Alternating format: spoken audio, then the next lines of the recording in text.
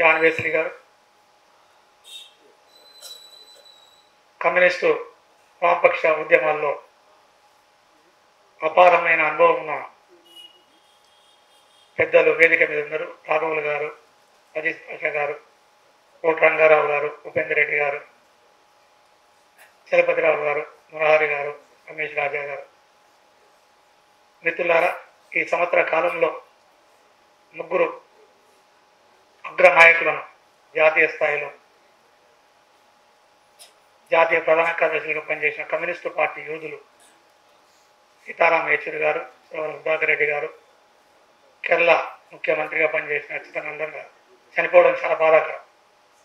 ఈరోజు మతోన్మాదం ముంచుకొస్తున్న తరుణంలో విభజించు పాలించు అనే విధంగా పరిపాలిస్తున్న ఆర్ఎస్ఎస్ అడుగుజాడల్లో భారతీయ జనతా పార్టీ ఈ దేశాన్ని విచ్ఛిన్నం చేసి ఈ దేశంలో ఒకే రాజ్యం, ఒకే రాజ్యాంగం, ఒకే ఎన్నిక అనే విధంగా ఎన్నో కుట్రలు కుతంత్రాలు చేసి మూడవసారి అధికారంలోకి వచ్చింది. మూడవసారి అధికారంలోకి రావడానికి తను ఎంచుకున్న ఏకైక ఎజెండా ఈ భారతదేశాన్ని అధ్యక్ష ఎన్నికలు నిర్వహించే విధంగా ముందుకెళ్లాలన్న ఉద్దేశంతోనే ఎన్నికల కంటే ముందే లక్నోలో 40 మంది న్యాయవాదులతోని ఒక సమావేశం ఏర్పాటు చేసి ఈ రాజ్యాంగాన్ని రేపు ఎన్నికల తర్వాత ఫుల్ మెజార్టీ వస్తుంది, మారుద్దాము, దానికి మీ సలహాలు ఇవ్వండి అని ఒక సమావేశం జరిగిందట. ప్రొఫెసర్ హరగోపాల్ గారు చాలాసార్లు చెప్పారు సమావేశాల్లో. అంటే ఈ ఎన్నికల్లో అడ్డదారుల్లో పెద్దలు చెప్పారు, రంగారావు గారు 79 ఎంపీ సీట్లను, అంటే ఈసీఐని, ఎన్ఐఏని, సిబిఐని, అన్ని రంగాల అన్ని సంస్థలను తన గుర్పిట్లో పెట్టుకుంది. వారికి ప్రధాన శత్రువు కమ్యూనిస్టులే, తర్వాత ముస్లిమ్స్. అయితే కమ్యూనిస్టులు 1952 నుంచి పార్లమెంట్లో ఉన్న వాళ్ళు ప్రజల్లో ఎక్కడో ఒక ప్రాంతంలో చైతన్యాన్ని తీసుకొస్తారు. గతంలో కూడా కేరళ, త్రిపుర, బెంగాల్ లాంటి రాష్ట్రాల్లో ప్రభుత్వాలు ఏర్పాటు చేశారు.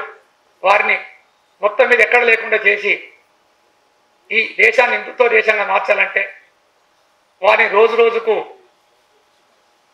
ప్రజల్లో ఉండకుండా వారి భావ హక్కును ముందుకు రాకుండా చేయడానికి కుట్రలు కుతంత్రాలు చేస్తూ ఈరోజు భారతదేశంలో మతోన్మాదాన్ని తీసుకొచ్చే విధంగా కుట్రలు కుతంత్రాలు చేస్తుంది. ఇలాంటి తరుణంలో ఓ మహామేధావి, భారతదేశంలోనే పార్లమెంటునే గడగడలాడించే ఒక మిత్రులారా, బెస్ట్ పార్లమెంటరియన్ మన్మోహన్ సింగ్ ప్రభుత్వంలో కూడా ఎన్నో సలహాలు సూచనలు ఇచ్చిన మహామేధావి మన సీతారాం యేచూరి గారు లేకపోవడం చాలా బాధాకరం. పాషా గారు చెప్పారు, పార్లమెంట్లో కమ్యూనిస్టు పార్టీల శక్తి తక్కువ ఉన్నా నాడు 60 మంది నుంచి నేడు 9 మంది వరకు ఉన్న వారిని తట్టుకోవడం ఏ ప్రభుత్వానికి సాధ్యం కాదు. వాస్తవానికి చెప్పాలంటే ఈరోజు భారతీయ జనతా పార్టీని తెలంగాణ సాయుధ పోరాటంలో ఎలాంటి పాత్ర లేకపోయినా, భారతదేశ స్వతంత్ర పోరాటంలో ఎలాంటి పాత్ర లేకపోయినా, ఆర్ఎస్ఎస్ లాంటి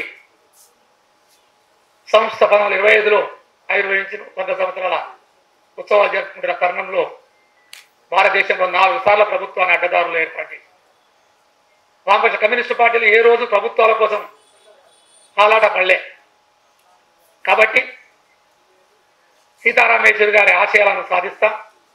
వారికి రెవల్యూషనరీ సోషలిస్ట్ పార్టీ తరఫున విప్లవ జోహాలు తెలియజేస్తూ వారి ఆశయాలను ముందుకు తీసుకెళ్తామని తెలియజేస్తూ సీతారాం యేచూరి గారికి జోహార్.